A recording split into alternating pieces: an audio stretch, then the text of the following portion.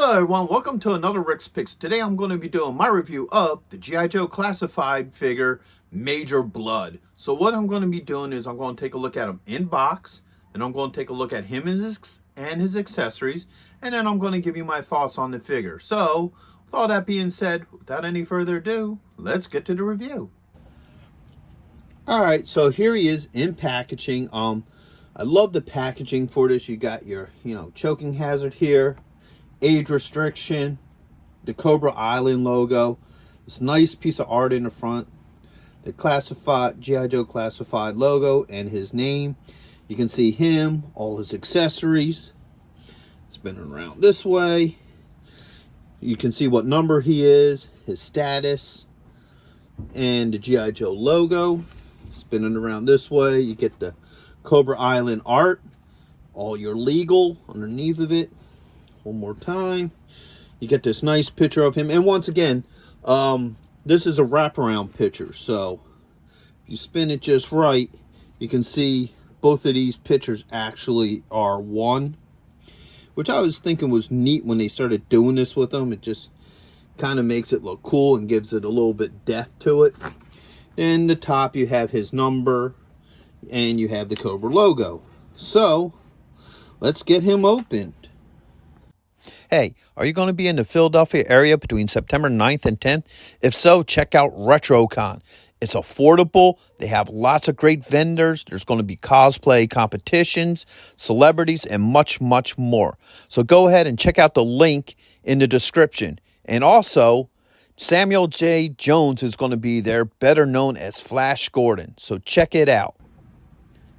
So here he is out of box, man. He's a really cool looking figure. I love the way this figure looks. I like the detail to him, from his, cybernetic arm to all the dog tags of Joes that he killed. So let's give him the rotation. He's really neat looking. I love the artwork that they did to him. He's really cool. All right. And the thing I always say about these classified figures is I just love the detail. I love the thought that they put into these characters, some of the little extra nuances and what have you. Let's start taking a look at his points of articulation. So his head is all in ball joint. He has a shoulder joint. Now the neat thing that I like about this figure is the original Major Bludd figure had no joint in the elbow here on his robotic arm. I don't really know why they didn't do that. Some people say it had something to do with his gun, that it shoots these missiles and the recoil is so bad that it would damage his arm or what have you. That's why he has a cybernetic arm. If anybody knows why the arm does not move on the original Major Bludd figure, go ahead and leave a comment, because I would like to actually know. But with this guy, he does actually bend here at the elbow and at the wrist, and he has a swivel there. So he also has a joint here at the belt buckle. There is a joint underneath his ribs, but due to his body armor, it's really hard to move.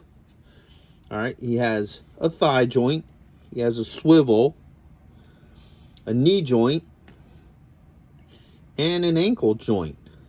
All right, get him back into position.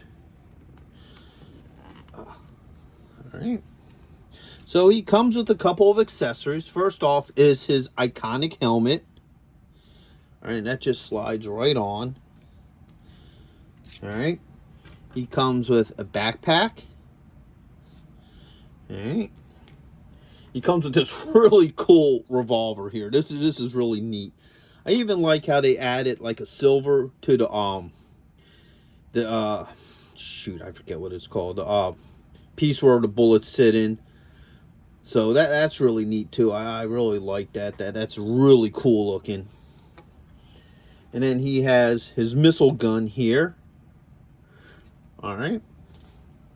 And he has two missiles. So we got 1 and 2. So let's see how well all this fits with him. Let's start with the backpack first. All right. He has a hole right here for the pack to fit in. All right, that went in with no problems. Get his helmet back on him. These missiles just sit right in the back here, or at least they're supposed to.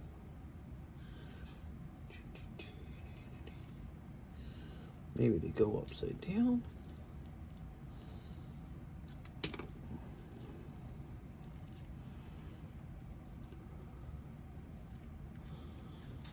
All right. So they kind of slide in. You work them as you can. I don't know if they could go either way. I always thought they were supposed to face up.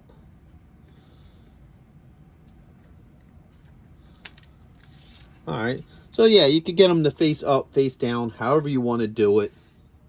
They don't sit in there very tight.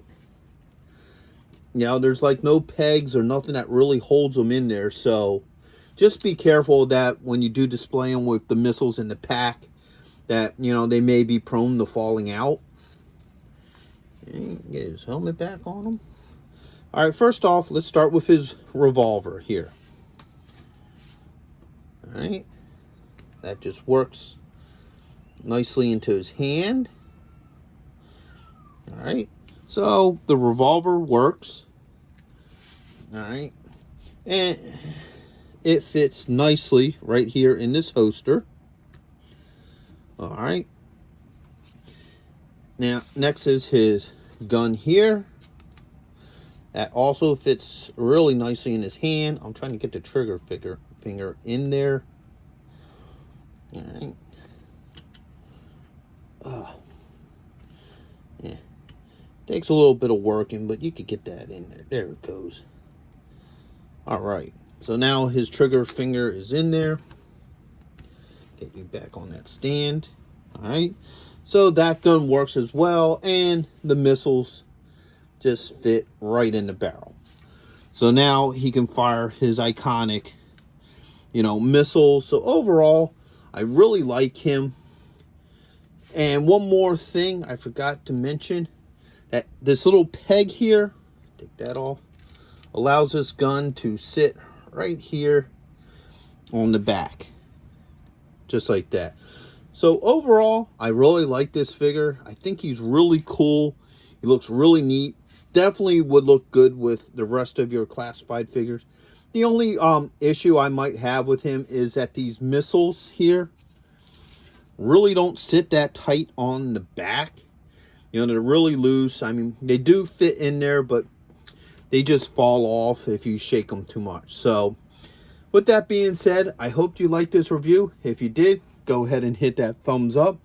And if you haven't subscribed yet, go ahead and hit that subscribe button. Small click for you, but it really will help the channel grow. So until the next one, late.